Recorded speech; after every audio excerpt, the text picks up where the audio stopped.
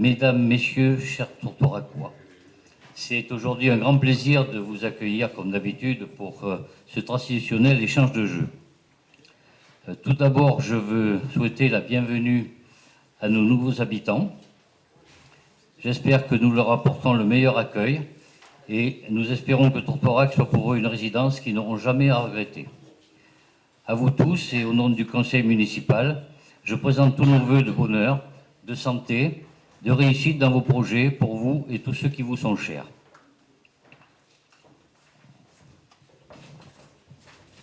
L'année 2024 qui vient de s'achever n'a malheureusement pas résolu les graves conflits peu éloignés de nos frontières.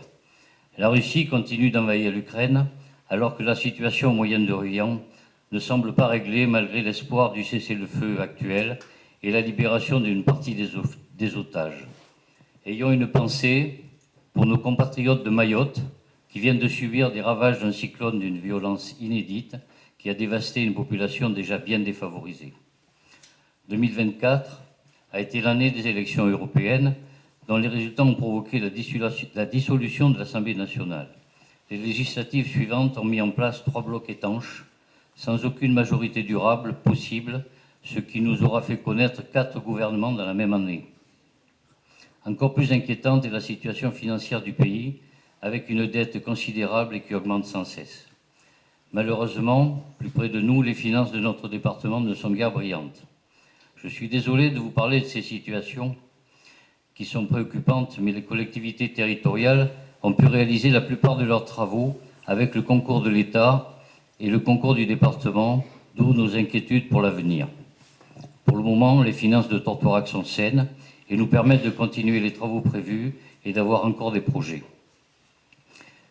Les travaux du logis avancent normalement et nous pouvons dire que nous avons sauvé ce bâtiment d'une ruine certaine. Certaines pièces de charpente proches de la rupture ont pu être remplacées à temps. Merci à l'entreprise pour la précision de son travail. Le bâtiment est maintenant hors d'eau et nous allons pouvoir programmer l'aménagement intérieur qui, comme tout le monde le sait, sera la future mairie. Les travaux du clocher ouest de l'abbaye ont également bien commencé. Il s'agit de la charpente, de la couverture, des façades et les cloches qui seront enfin à l'heure.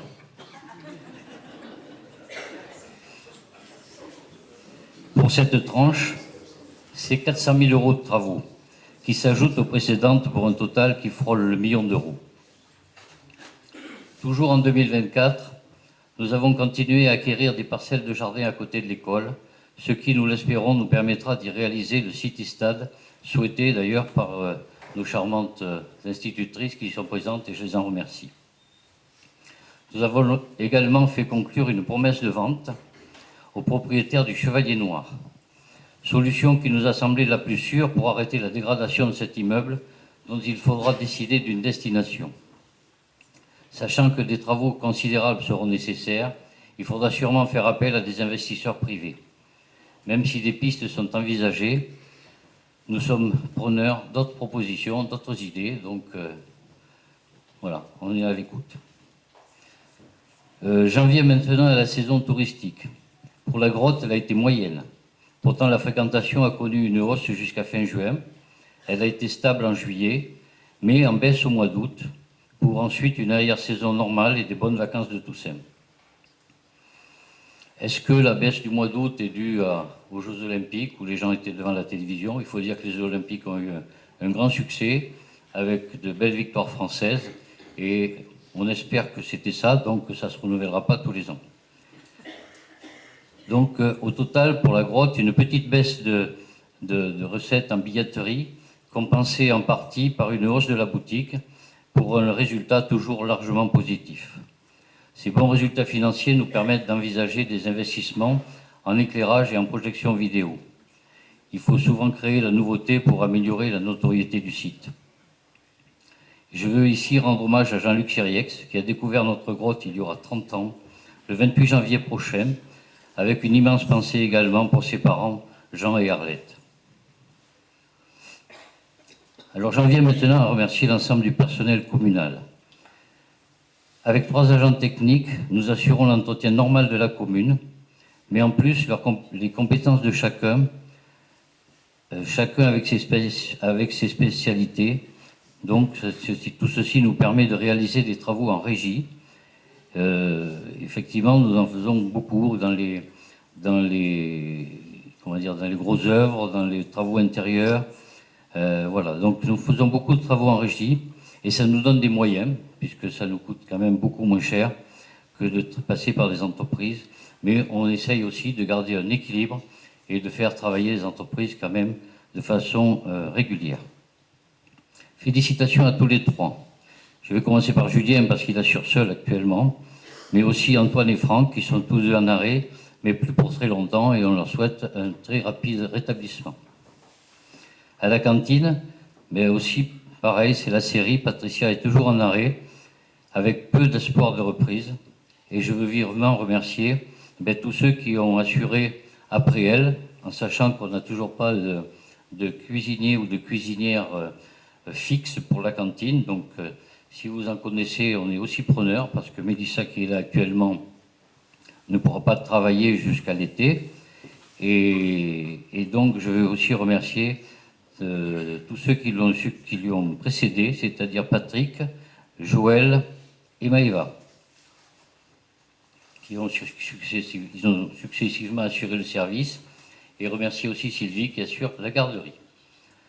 Alors un grand merci spécial à mes secrétaires, donc au service administratif, à Christelle et Stéphanie, qui assurent tous les jours l'accueil, qui assurent les dossiers de travaux, la régie de la grotte, l'agence postale, et qui, il faut le reconnaître, me supportent quotidiennement. Merci aussi à tous les agents de la grotte, en particulier Marie-Pierre, Gwendoline, Christelle et Béatrice, c'est pas la même Christelle, qui sont présents tout au long de l'année, ainsi qu'à nos étudiants saisonniers. Nous n'avons que des compliments de toutes et tous pour leur accueil et la qualité de leur visite. Je veux féliciter encore tous les responsables et bénévoles de nos associations. Elles et ils animent notre commune à longueur d'année en organisant les loisirs ou les activités sportives ou culturelles. Je vais vous en signaler deux nouvelles. Donc, fêtes et loisirs qui redémarrent avec un nouveau bureau, et les grands enfants qui proposent des cours de théâtre tous les lundis soirs à la Palue.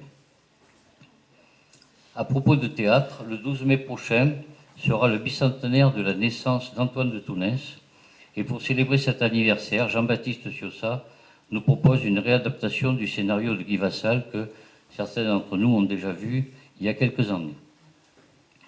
Je veux encore remercier toute l'équipe municipale qui me supporte également, et sans oublier Yves Thomasson qui est hospitalisé en maison de repos actuellement.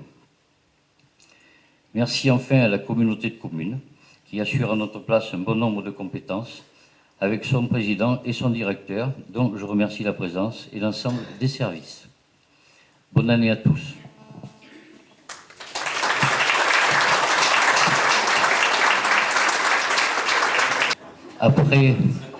Après Francine, donc Dominique va intervenir. Mais avant qu'il intervienne, je voudrais que nous lui adressions nos félicitations, parce que le journal officiel de hier, il a été publié qu'il était cité à l'Ordre national du mérite. Bravo à lui.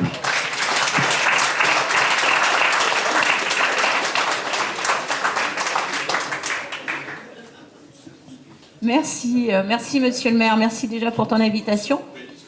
Monsieur le député, monsieur donc le conseiller départemental, binôme, donc qui va être effectivement bientôt avoir une distinction particulière. Mesdames et messieurs les élus, mesdames et messieurs les représentants du conseil municipal, mesdames et messieurs les représentants d'associations et gendarmerie, je ne les vois pas. Les pompiers non plus. Voilà. Donc, on est ravis d'être parmi vous. Veuillez nous excuser effectivement parce que comme souvent il y a des vœux simultanés et ensuite nous serons obligés de partir à Nayac. Voilà. Alors moi je vais essayer rapidement de vous parler donc du département.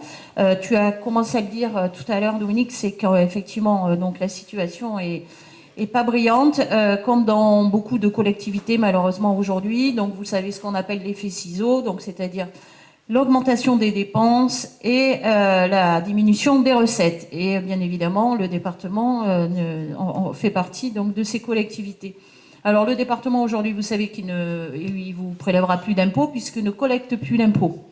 Voilà, donc bon, c'est comme ça. Donc ça veut dire qu'il n'y a pas d'autonomie, il n'y a plus d'autonomie. Donc bon, on peut se poser la question sur le devenir effectivement de nos départements, peut-être dans l'avenir. Voilà. Donc ceci dit, la principale source de recettes du département aujourd'hui, c'est ce qu'on appelle les DMTO, les droits de mutation à titre onéreux. Quand vous allez chez le notaire, qu'il y a des transactions qui se font, donc il y a des taxes et une partie de ces taxes revient au département. Donc du fait du Covid, en 2022, elles ont explosé et ça avait atteint un record, 91 millions d'euros.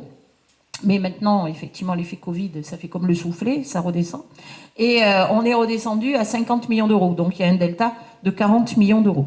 Ce qu'il faut savoir aussi, c'est que l'État donne de plus en plus, se dégage et donne de plus en plus de compétences aux différentes collectivités et notamment donc aux départements et doit normalement compenser par des dotations. Or, depuis ces dernières années, la compensation n'y est pas et il manque cette année et sur les 2 dernières années, il manquait 50 millions d'euros. Voilà, donc c'est aussi des choses qui sont compliquées à combler. Il faut savoir qu'aujourd'hui, en France, 12 départements sont sous tutelle. De ce fait, de ce que je viens de vous expliquer. Donc nous, on n'en est pas là, mais vous allez voir que bon, c'est quand même un peu inquiétant quand même. Donc la principale ressource, je vous l'ai dit, c'est les DMTO. Par contre, il y a beaucoup de dépenses. Donc les principales dépenses, des postes de dépenses de fonctionnement du département sont les aides sociales. Donc il y a le RSA, il y a la PCH et beaucoup d'autres. Et moi, je veux attirer votre attention sur deux postes qui me semblent relativement significatifs et qui sont importants, puisqu'au total, sur les dépenses de fonctionnement, l'aide sociale représente 287 millions d'euros, soit 40% du budget de fonctionnement. Sur ces 287 millions, il y a 2 postes. Le premier, c'est l'APA, l'aide personnalisée à l'autonomie, donc pour les personnes âgées. Nous sommes un département, le 3e département le plus âgé de France. Donc évidemment, on est ravis, surtout ici où il y a beaucoup d'associations, d'avoir des personnes âgées, parce qu'on sait très bien que les associations marchent et grâce aux personnes âgées. Voilà, et on en est ravis cependant. Et en plus, dans notre département, il fait bon vivre, donc les gens viennent volontiers à la retraite. Cependant, malheureusement, quand on vieillit, des fois la maladie nous rattrape et après on a besoin d'aide et on fait appel à l'APA. Donc l'APA, aujourd'hui, c'est 14 500 allocataires. Et pour la première fois, c'est un budget qui atteint les 100 millions d'euros sur les 287. Et le deuxième qui me choque, oui, je pense que je peux dire ça comme ça, c'est l'aide sociale à l'enfance. Donc l'aide sociale à l'enfance, il faut savoir qu'aujourd'hui, il y a 1700 enfants dans le département qui sont sous tutelle et qui sont sous la responsabilité du département. Donc ces enfants, il faut les nourrir, les éduquer, les loger. Et ça a un coût, évidemment, surtout que cette année, les frais d'hébergement ont augmenté de plus de 20%, donc ce qui nous fait que ce poste-là atteint pour la première fois les 85 millions d'euros. Voilà. Bon, après, je vous dis que c'est inquiétant parce que je crois que c'est aussi un problème de société et je pense qu'on ne devrait plus voir ça dans nos sociétés. Bon, ça, c'est une réflexion qui m'appartient. Ensuite, donc, dans les postes de dépenses, il y a également le SDIS, le centre de secours. D'incendie et de secours. Bien évidemment, on est tous ravis d'avoir des pompiers et il faut vraiment qu'ils puissent fonctionner. Certains départements n'augmentent plus l'aide de fonctionnement aux pompiers, il faut le savoir. Alors le département a encore pour cette année augmenté de 3%, ce qui fait qu'on va atteindre les 21 millions d'euros pour le SDIS. Voilà. D'autres, donc là, je suis en train de vous citer ce qu'on appelle les compétences obligatoires du département. Dans les compétences obligatoires, il y a également la réfection des collèges, la modernisation des collèges, donc pour 4,5 millions en 2024. C'est surtout la rénovation énergétique. Donc il y a 28 collèges dans le département. Donc le département essaye petit à petit de tous les rénover. Et il y a les routes, la dernière compétence obligatoire. Les routes, il y a 35 millions qui ont été mis sur les routes sur 2024. Donc voilà, donc ça fait partie de ce qu'on appelle des compétences obligatoires. Donc ça, les départements sont obligés de l'assurer. Et après, il y a d'autres compétences, comme par exemple l'aide aux communes, puisque tu l'as pas dit, mais on aide les communes au travers des contrats de projets communaux. Et exceptionnellement, cette année, sur ce mandat, on a dû demander aux communes de sélectionner un seul projet parce qu'on ne pouvait pas aider sur tous les projets. Voilà, et pour 2025, ça sera une année blanche et on va attendre les prochains contrats pour voir comment ça va se passer. Germinal Perrault a dit qu'il souhaitait continuer l'aide aux communes parce qu'effectivement, sans ces aides-là, sans l'aide de l'État et sans l'aide, c'est très difficile pour les petites communes d'investir aujourd'hui. Mais bon, voilà, et encore faut-il avoir les moyens de donner des aides. Je voulais attirer aussi votre attention sur la fibre, qui n'est pas une compétence obligatoire, mais le département a choisi d'investir et de pouvoir fibrer l'ensemble donc, du département pour un coût total de 60 millions d'euros. 10 millions ont été mis sur 2024, 7 millions et demi seront mis sur 2025. Au total, quand tout le département sera fibré, ça fera 225 000 prises. On en est à 110 000. Voilà, donc il y a encore un peu de marge. Voilà. Voilà, et puis là, je voulais vous dire aussi que la situation financière, donc ce qu'on appelle la capacité d'autofinancement brut, c'est-à-dire recettes moins dépenses, a baissé sur 2024 de 10 millions. Et la capacité d'autofinancement net, c'est-à-dire recettes moins dépenses moins emprunts, pour la première fois depuis l'existence du département, est négative, moins 3,5 millions. Voilà, donc ça veut dire qu'on vit au-dessus de ses moyens et qu'on dépense plus, qu'on a de ressources. Voilà. Donc, inutile de vous dire que ça ne pourra pas durer. Donc, face à ça, le département a pris des mesures, notamment, alors je sais qu'il y a beaucoup de présidents d'associations ici, de réduire de 30% l'aide des subventions aux associations. 30%, voire des fois 50%. Voilà, alors celles qui ont des salariés, oui, ça va peut-être effectivement poser des soucis. Pour les autres, bon, ça sera peut-être aussi compliqué, mais peut-être moins. Voilà, la deuxième mesure qui a été prise, c'est de ne pas renouveler les agents à hauteur de 40 agents par an, donc pour baisser la masse salariale. Donc les départs à la retraite ne seront pas renouvelés. Ensuite, les frais généraux, bien évidemment, vont diminuer et certains investissements ne seront pas fait. Voilà. Donc voilà les mesures qui ont été prises en espérant que on pourra retrouver une situation financière plus saine. Je ne partirai pas sans vous parler d'un dossier que tout le monde connaît et qu'on entend depuis longtemps, Benac. Alors, je vais vous faire un résumé rapide de Benac pour que tout le monde comprenne bien où on en est sur Benac. Donc en 2018, Madame Anne Baudouin-Claire, avant de partir, la préfète a autorisé la construction de la déviation du démarrage de la déviation de Benac. Donc des piles ont été érigées et des routes pour y accéder ont été érigées. Aujourd'hui, les travaux qui ont été construits pour un montant de 26 millions d'euros. Sur ce, il y a eu des associations d'opposants qui se sont donc opposées pour des raisons écologiques, environnementales. Il y a eu également, vous savez, un recours pour du fait du non-respect, paraît-il, et je ne sais pas, c'est la justice qui le dira, donc des délais de recours et du fait que tous les recours n'avaient pas été purgés.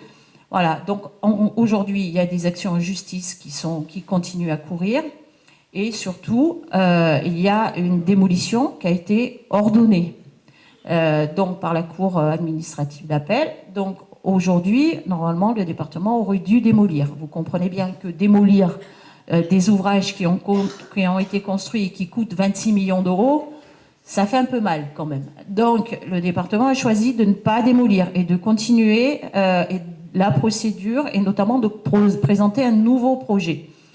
Face à ça, donc, comme on n'avait pas démoli, le département, en 2023, a été obligé de payer les premières astreintes, qui étaient de 3 000 euros par jour.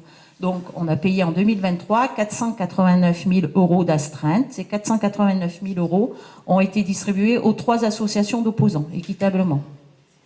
Sur ce, le département a mûri son projet, dont je vais vous parler au final. Et face à ça, les astreintes sont passées, le temps a continué à couler, les astreintes sont passées à 5 000 euros par jour.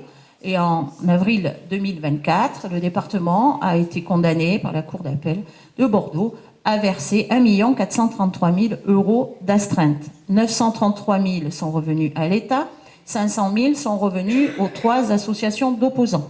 Donc si on totalise, ça fait à peu près 2 millions aujourd'hui. À l'heure où je vous parle, les astreintes courent toujours à hauteur de 5 000 euros par jour.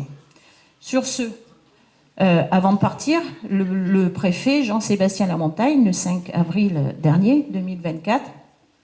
novembre 2024, a autorisé quant à lui, le nouveau projet déposé par le département qu'on appelle la boucle multimodale. Alors, c'est quoi la boucle multimodale? C'est non plus simplement, ça ne concerne non plus simplement la seule déviation de Bénac, mais c'est une boucle qui permet donc de relier Bénac, la gare de Ferrac, le château de Ferrac, le château des Milandes, le château de Castelnau, sous une forme de boucle, et bien évidemment pour revenir à Bénac. Et là, il y a des aménagements, donc pour répondre notamment aux associations d'opposants, dans le cadre donc des problématiques environnementales, il y a des projets. Ce projet permet d'avoir des pistes cyclables, des navettes électriques, toutes des voies douces, différents aménagements. Ce projet a un coût de 51,2 millions d'euros, mais il reprend les piles déjà existantes.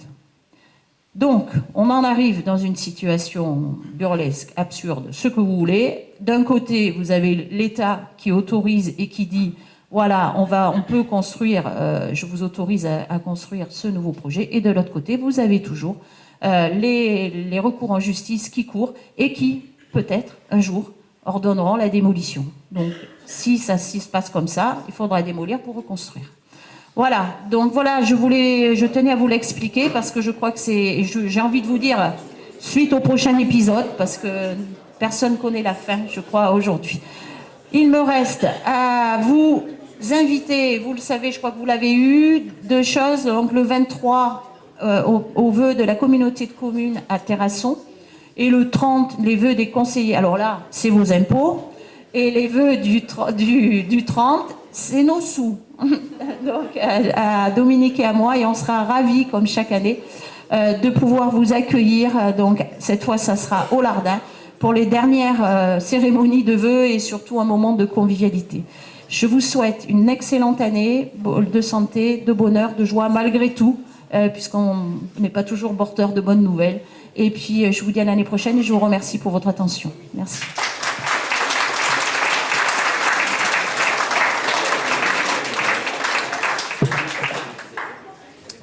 Monsieur le maire, vice-président de la communauté de communes en charge du tourisme et président de l'office du tourisme, monsieur le député, madame la conseillère départementale, vice-présidente aussi à l'économie, monsieur Lionel, qui cumule aussi un certain nombre de casquettes, il va parler au niveau du syndicat d'électrification, mais qui est vice-président en charge de l'économie, messieurs les conseillers de l'assainissement, messieurs les conseillers communautaires, mesdames et messieurs les présidents d'associations, mesdames et messieurs les élus. Bon, ça ne m'arrange pas d'avoir des médailles, c'est vrai. Comme quoi, elle n'était peut-être pas méritée. Bon, en tout cas, merci à celles et à ceux qui ont fait les demandes et qui m'ont surpris hier matin que ce soit dans le journal officiel. Voilà. Alors, ça a été dit, et ça sera redit, que bon, les collectivités souffrent. Malgré tout, ici comme ailleurs, se fait des choses. Ici, il y a beaucoup de dossiers qui coûtent tous beaucoup d'argent. Donc, c'est compliqué la gestion et il faut beaucoup de rigueur aujourd'hui pour les amener à bout. C'est compliqué ici comme ailleurs. Voilà. Alors, le département, ça a été dit, il connaît des difficultés, il ne peut pas accompagner comme il a fait pendant des années. Ou moins la vie associative. C'est pareil. Alors face à ça, cette collectivité qui est la communauté de communes, qui, quand elle est arrivée, c'est arrivé un peu comme un cheveu sur la soupe, pour la population, pour les citoyens, pour les élus, qui ont dit encore c'est quoi cette association qui va nous coûter de l'argent, qui va nous prendre nos compétences. Voilà. Donc petit à petit, elle s'impose. Et je remercie tous les élus aujourd'hui, on est bien reçus partout. Et c'est devenu un peu dans les habitudes que la communauté de communes est là pour accompagner dans beaucoup de domaines. Donc en 2025, il n'y aura pas de grande innovation, on continuera d'améliorer ce qu'on faisait en 2024 et les années précédentes. Donc l'avenir, c'est peut-être faire encore mieux ce qu'on fait, et on fait beaucoup de choses, et bien aider les collectivités dans le développement de notre territoire et cette volonté d'attractivité de notre territoire. Donc on agit dans 3 domaines. On va essayer de l'amplifier. Un premier domaine, c'est l'économie. Alors, donc avec Sébastien, Francine et d'autres, on s'est battu pour les papeteries. Bon, la page est tournée. On espère que la dernière page ne se tournera pas. Mais déjà, il faut préparer l'avenir au cas où. Donc on travaille là-dessus sur des reprises éventuelles, soit dans le domaine du papier, soit dans autre chose, car les papeteries restent inquiétantes. Face à ça, l'État nous a accompagnés avec des fonds de rebond industriel, de revitalisation. On a eu un peu d'argent de l'État, de la région. Et nous avons servi pour aider des entreprises à se développer, pour créer des emplois, installer des commerçants, des artisans, où il y a eu des aides. Et la communauté de communes en a aussi mis pas mal d'argent pour acheter des zones d'activité sur l'ensemble des centralités. Alors c'est partout, mais c'est partout un peu plus à Terrasson qu'ailleurs, puisqu'il y a une grande zone qui se remplit petit à petit. À Hautefort, il y a aussi une petite zone qui se remplit. Il y a des projets, il y en a certains qui sont un peu en gestation. Bon, si ils mettent trop longtemps, on reprendra les terrains, qui le sait. Sur Tenon, monsieur le maire, c'est pareil. Là, on a quelques soucis comme ailleurs de fouilles archéologiques. La grotte, c'est très chouette, tout ce qui est. Mais quand on recherche les petits vases qui ont été moins 600 avant Jésus-Christ et que on explique qu'on ne peut plus rien faire parce qu'on a trouvé un petit vase, c'est moins drôle. Et puis surtout les délais. Et là, l'ensemble des députés sont souvent intervenus, pas contre les fouilles, c'est notre territoire, voilà, cette richesse archéologique, mais c'est les délais. Par exemple, à Tenon, les premières fouilles qui ont été faites en mai. On vient de recevoir le rapport que maintenant, et les artisans qui attendaient pour s'installer, bien un certain nombre qui sont allés ailleurs. Et sur l'ensemble des hectares de Terrasson, c'est compliqué, où on a des entreprises qui attendent pour s'installer. Donc l'économie, c'est les zones d'activité, c'est le rebond par rapport aux papeteries, qui était la grosse entreprise du secteur. C'est un fonds économique de 200 000 euros cette année, peut-être 250 l'année prochaine, qui est donné aux commerçants et aux artisans qui s'installent. C'est avoir repris une loi et une délibération pour que les ZRR perdurent sous une autre forme, les FRR, mais la seule différence, c'est que les compensations de l'État n'existent plus, donc ça va nous coûter 80 000 euros de plus pour rester en ZRR, qui est exonération de CFE pendant 5 ans et diminution des impôts sur le revenu. Voilà, donc on se bat à ce niveau-là, mais ça coûte cher parce que l'État ne nous fait pas toujours de cadeaux. On est d'accord avec le député là, pour tenir ce discours, même si on n'est pas tout à fait la même famille politique. On est conscient que l'État nous aide pas beaucoup, mais depuis un certain temps. Après, le deuxième, c'est les services à la population, et je vais très vite, je ne vais pas les développer. Venez le 23 et on les développera un peu plus, tout en restant dans le créneau d'1 heure, comme il y a marqué sur les cartons d'invitation. Voilà, les vice-présidents n'auront pas droit à la parole cette année. L'année dernière, ils avaient beaucoup parlé. Là, ils ont eu droit à une visio. Donc, ils présenteront ce qu'ils ont fait en 3 minutes sur une visio. Et c'est très bien, j'ai vu les premières, ils ont été très bons, les vice-présidents. Voilà, ils ont été courts et bons. Voilà. Les services à la population, c'est France Service, qui donne satisfaction à l'ensemble du territoire. Il y a d'autres services qui donnent moins satisfaction, parce que c'est compliqué entre les demandes et ce qu'on peut faire. C'est l'habitat, où il y a un certain nombre de dossiers en instance. Donc ceux qui l'ont pas et qui attendent, ils râlent. Et puis les critères d'éligibilité, c'est pas nous, c'est l'ANA. Les lois de l'ANA, là aussi, on revient à l'Union nationale, changent tous les jours. Tous les jours, il y a quelque chose de nouveau, et pas toujours dans le bon sens. Après, il y a l'assainissement que j'ai oublié quelquefois. Le budget est tellement gros que je l'oublie. C'est 5,5 millions qu'on a mis sur la ville de Terrasson pour faire la station. C'est 6 millions qu'on va mettre sur les réseaux. C'est l'ensemble, c'est la station de Pérignac qui va être faite. C'est la station de Fosmail, 1,5 million qui a déjà été fait. C'est des gros budgets et qui là est très tendu. Ce budget est assez compliqué. Ici aussi, chez toi, il y a quelques petites choses à régler là, qui sont en instance. Voilà. Donc c'est un gros budget et compliqué à gérer. Après, il y a les centres d'accueil de loisirs, il y a les sentiers de randonnée, il y a les syndicats d'eau du SMB, VV, sur la partie terrassonnaise et l'autre côté. Ici, c'est le SMBI. Et demain matin, on a une réunion ensemble, parce que ce monde est merveilleux. On est tous pour l'environnement, tous, un peu, hein, certains plus que d'autres, mais on a une réunion sur les écrevisses à pattes blanches qu'il faut garder. Alors moi, j'ai rien contre les écrevisses à pattes blanches, mais il va falloir voir toutes les normes qu'on nous impose. On en discutera demain matin à Tourtoirac, dans le cadre du SMBI, où je suis. Bon, on essaiera de trouver un équilibre. Voilà, donc les services, il y en a beaucoup. Et après, le troisième volet, c'est l'aide aux communes. Donc cette année, par exemple, dans les aides aux communes, c'est tous les documents d'urbanisme, moitié services, moitié aide aux communes. C'est quand même les maires qui signent les documents d'urbanisme, mais on leur prépare. Et là, aussi, on retourne vers l'État, comme quoi tout est lié. Hein, certes, il faut faire attention à notre planète. On voit bien qu'il y a un certain nombre de problèmes. Mais réduire de 50% les zones constructibles, c'est pas si simple que ça de vous expliquer que les terrains qui étaient constructibles hier et que vous avez hérités, qu'aujourd'hui ils ne le sont plus. Quand on veut installer une zone d'activité, on a des aides pour amener les entreprises, mais après on nous dit « Ah mais non, vous ne pouvez plus, par sobriété foncière, vous ne pouvez plus faire de zone ». Enfin, le PLUI est très très compliqué, on reçoit des courriers tous les jours dans ce sens. Et M. Malo, le responsable de l'urbanisme, sous l'œil attentif de Nicolas Rel qui est ici, ils font ce qu'ils peuvent pour essayer de trouver les moins mauvaises solutions. Mais là, c'est pas gagné. Et on ne vous promet pas que, même en faisant pour le mieux, que vous allez être très content. Donc, dans les aides aux communes, pareil, dans l'urbanisme pour construire, et je vous rappelle qu'on perd 600 gamins par an dans les écoles.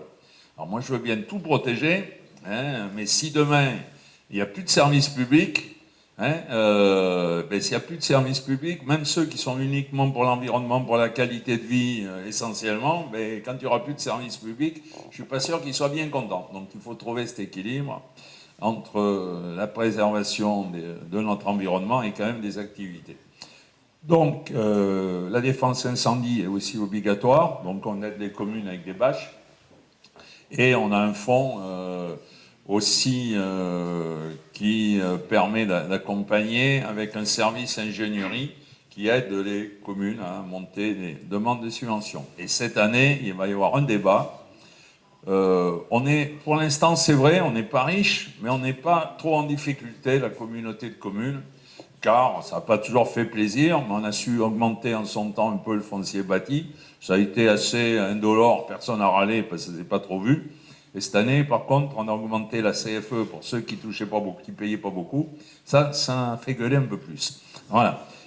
Mais si on veut pas être comme l'État demain, et si on veut pas être comme le département, à mesure qu'on crée des services sans dotation de l'État, ou qu'elle diminue, il faut bien qu'on ait quelques recettes, ou alors on peut pas faire. Donc, ce qui fait qu'on n'est pas trop en difficulté financièrement en ce moment, et on a même un fonds de réserve, c'est les excédents reportés, qui est assez important, et un certain nombre de vice-présidents sont en train de travailler sur l'idée qu'on accompagne les communes dans leurs investissements sur les prochaines années pour compenser un peu ce que le département ne peut plus faire. Donc voilà, les trois volets, économie, service à la population, aide aux communes, et on continuera à essayer de l'améliorer dans les années qui viennent tous ensemble. Et il faut qu'on travaille de façon solidaire. La communauté de communes, contrairement à ce que certains ont dit ou écrit, n'est pas une superstructure qui veut tout diriger, loin de là. C'est pas son but, c'est pas notre conception.